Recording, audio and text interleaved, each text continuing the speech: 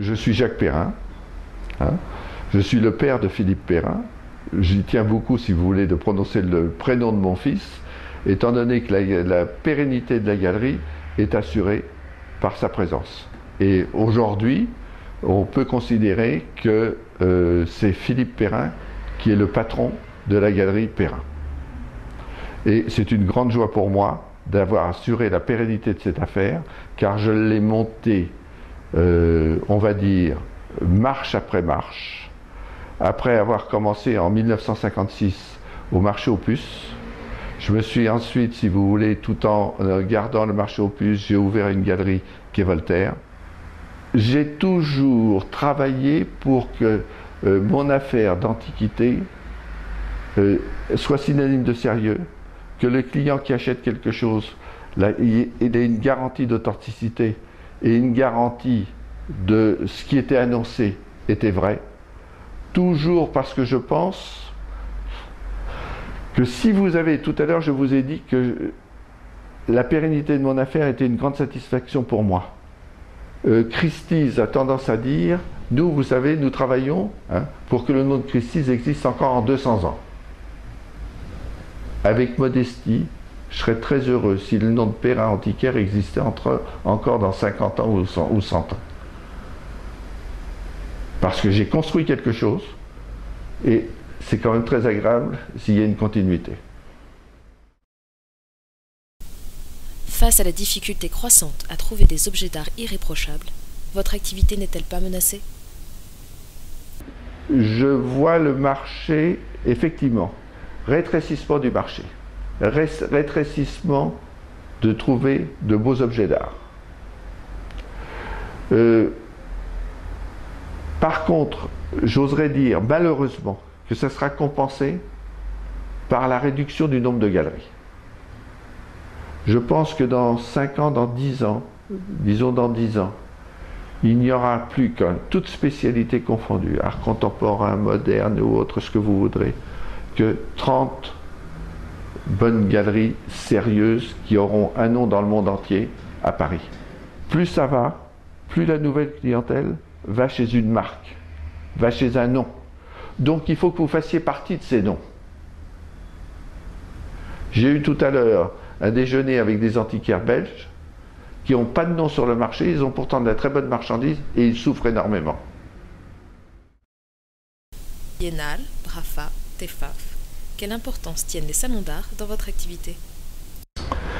Alors, sur les expositions, je vais vous développer une théorie qui va peut-être vous surprendre.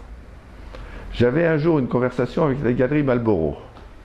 8 galeries dans le monde, et ils font 16 expositions extérieures à leur galerie par an. Et je pose la question, comment tu peux développer, tu peux générer de tels frais généraux?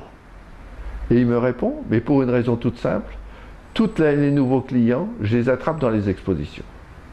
Et il y avait un couple qui était de collectionneurs d'art contemporain de haut niveau qui était présent, qui étaient de mes amis, et qui disent, mais écoute Jacques, regarde-nous, on visite l'exposition de Miami et l'exposition de Bâle. En 2 jours de temps, on voit les 50 grands marchands du monde. Donc on est condamné à faire des expositions. Et quand on va exposer à Maastricht, c'est toute l'Europe du Nord, tout le marché de l'Europe du Nord qui est animé. Quand on expose à Paris, on draine, il y a évidemment l'Europe, mais on draine aussi toute l'Amérique, parce que c'est devenu un événement, la Biennale des Antiquaires. Avec le développement des maisons de vente, comment voyez-vous l'avenir des galeries? Tel qu'on a connu le métier, j'oserais presque vous dire que plus jamais il ne sera comme avant. Car il y a presque plus d'antiquaires en province. Tout passe en vente publique. Ils ont bien fait leur métier, il faut le dire. Alors que si vous voulez, les frais entre le vendeur et l'acheteur sont absolument énormes. Ils ont fait un excellent marketing. Et à nous de nous défendre. Ça va être difficile. Ça va être difficile, mais quel est le rôle d'un antiquaire? Quel est le rôle d'un spécialiste? c'est de trier, de choisir les objets d'art par rapport à leur qualité, par rapport à leur état de conservation et par rapport à leur goût. Alors que si vous voulez, vente publique, par définition, on vend tout. Donc on a un rôle de conseiller. Que le métier d'antiquaire est aussi un métier de service. C'est-à-dire que vous êtes là pour régler tous les problèmes de vos clients. Hein, que ce soit en restauration, que ce soit en indication d'une bonne adresse, en indication d'une mauvaise adresse.